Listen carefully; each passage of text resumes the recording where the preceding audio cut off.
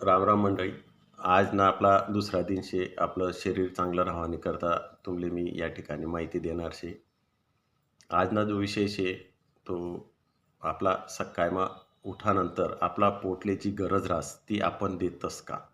म्हणजे याना अर्थ आपण सकाळमा नाश्ता करतस का? आणि जर करतस बी होतीन ते काय करतस? चहा, खारी, टोस्ट, पाव, इडली, डोसा, अमुक-ठमुक पठच काहीतरी पोटमा टाकतस. पण त्याने खरंच गरज शे का शरीरले? ते आपण सकाळी उठानंतर प्रोटीन ज्याले म्हणतस तसा मठ, मूग, लाल चना ज्याले कोंब यायला राहतस.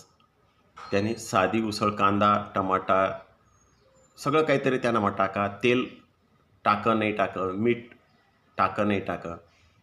सेंधा नमकना वापर करा ना त्यानामा आणि असं मस्तपैकी शिजाडीसनी सकाळी 8 वाजाना पहिले आपला पोटमा जावाले पाहिजे, की जेणेकरीसनी आपला शरीरले जी ऊर्जा सकाळी उठानंतर काम करायला लागणारी शे, ती आपली भेटी आणि आपलं शरीर तंदुरुस्त राहील.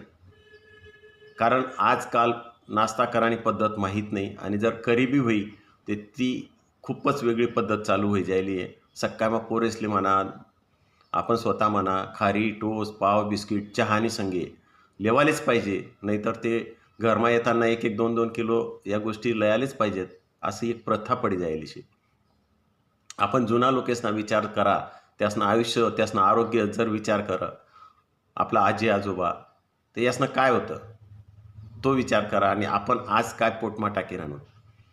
म्हणे 1,00,000 नी मोटरसायकल शे. त्यानं मग पेट्रोलना ऐवजी दुसरं काही टाकी शकस का?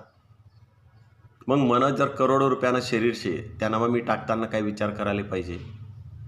सकाळमा जसा आपला नाश्ता 8 वाजानं पहिले व्हायला पाहिजे, तसा दुसरा नाश्ता आपला संध्याकाळी 4 ते 5 वाजाना मजारमा व्हायला पाहिजे. मग त्या टाईमले ऋतुमाननुसार जसा फळे उपलब्ध होतील, त्या पद्धतीनं फळे आपला पोटमा जावाले पाहिजेत. साधारणतः आता सध्या पपईना सीझन चालू आहे ना, 1 डिश भरेनी पपई.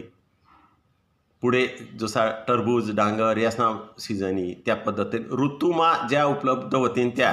आज बारमाही टरबूज भेटस, ते नाही.